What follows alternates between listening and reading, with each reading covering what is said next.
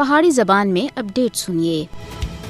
مقبوضہ جموں کشمیر وچ مودی دی فسطائی بھارتی حکومت کشمیری عوام کو خوفزدہ کرنے دے واسطے بے جا اور منمانی گرفتاریاں کو ایک احتیاط دے طور دے استعمال کر رہی ہے۔ حریت رہنماواں اور کارکناں کو انہاں دے سیاسی نظریات دی وجہ تھی ظالمانہ قوانین دے تحت جھوٹے مقدمات وچ پھسایا جاندا ہے۔ اس وقت ہزاراں کشمیری کالے قوانین دے تحت بھارتی بندی خانہ دے وچ بند ہیں، جدھر انہاں دے نال غیر انسانی سلوک کیتا جا رہا ہے۔ کشمیری عوام دے جذبہ آزادی کو دبانے دے واسطے بھارت کا ظالمانہ رویہ 5 اگست 2019 تھی اپنی انتہا کو چھو رہا ہے۔ کشمیریاں دی غیر قانونی نظر بندی کو طول دینے دے واسطے کئی بار کالے قوانین دا استعمال سیاسی انتقام گیری دی بدترین شکل ہے۔ مقبوضہ جموں کشمیر وچ نظر بنداں دے حقوق تے متعلق جنیوا کنونشن دی سراسر خلاف ورزی دے اتے بھارت کو کٹہرے وچ کھڑا کرنا چاہیے۔ ضلع شپیاں دے علاقے موبند پورہ تھیں عادل غنی ڈار، جبکہ کلیئر تھیں گوہر منظور بٹ اور عابد حسین